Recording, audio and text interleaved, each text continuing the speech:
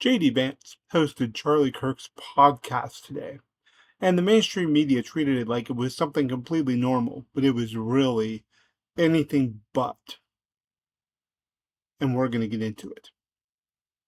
Hi, I'm Jason Easley, and this is Politicus USA and the Daily here with you today. Both available on Substack. Please like and subscribe. Like and subscribe to our YouTube channel, Politicus USA. The Vice President of the United States hosted the podcast for his fallen friend, Charlie Kirk, who was shot and killed last week. Now, one might think this could be an episode with lots of nostalgia and some tears and a fitting tribute, which maybe it was a fitting tribute. We'll discuss that in a moment. But instead, our first clue that something was potentially rotten was the lower third there on the screen. J.D. Vance isn't identified as Vice President J.D. Vance. He's identified just as J.D. Vance, which suggests that Vance wanted to make sure that he wasn't engaged in an official act of the vice presidency. Vance was not about to give a quiet, tear-filled, loving tribute to his friend. Vance was about to try to use a tragedy for political gain, along with everyone else who seems to be associated with Kirk. Let's get into it. I have cut a few separate clips together from this podcast that we can analyze, but they are two separate parts, and I think they tell the story. Of course, we have to make sure that the killer is brought to justice, and importantly, we have to talk about this incredibly destructive movement of left-wing extremism that has grown up over the last few years. Wait, left-wing extremism? Left-wing extremism? How did we get from we're paying a tribute to Charlie Kirk to left-wing extremism and we're about to pound this into the ground?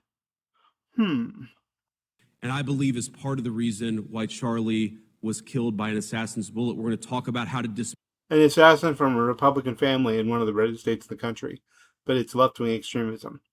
Gotcha.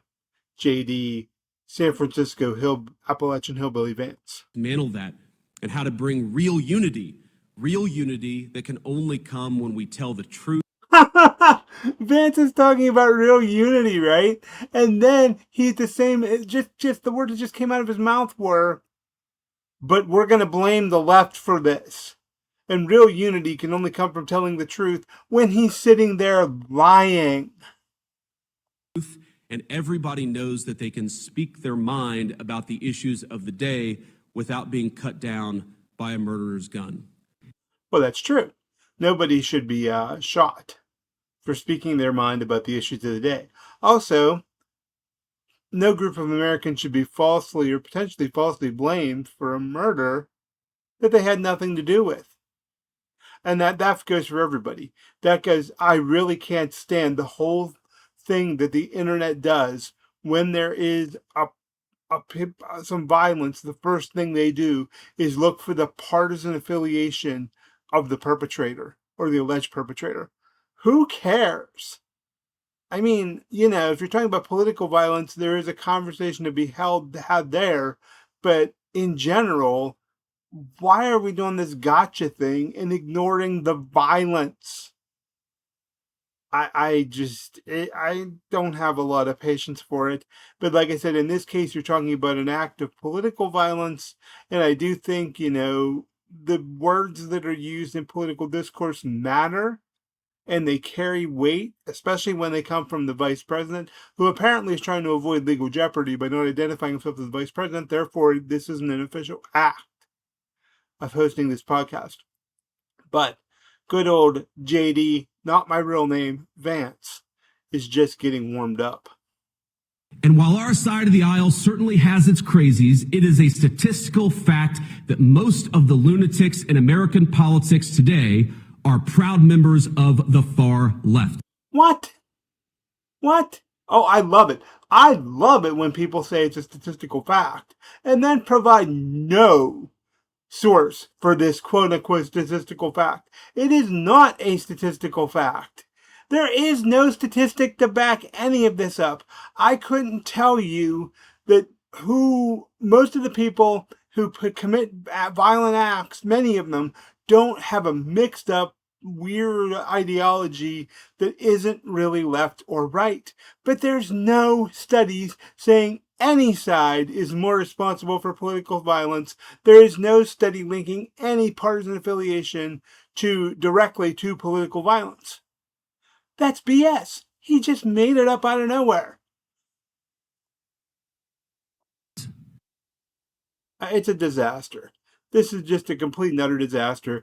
No sitting vice president, no sitting elected official should be engaging in such partisan, hateful, divisive tactics and trying to exploit the murder of someone. Technically it wasn't a murder. We can't say murder. That's a legal term. That'll happen after the person who's accused is convicted. The shooting of someone for political gain. But that is increasingly what we've seen the Trump administration, members of the right, and even Kirk's own organization, which is fundraising off of his death, do. It's disgusting. It's a big part of the problem. It is using violence as a political issue, and it's just wrong. And this podcast that Vance hosted was a disaster for the country. J.D. Vance isn't fit to be president. He isn't fit to be vice president.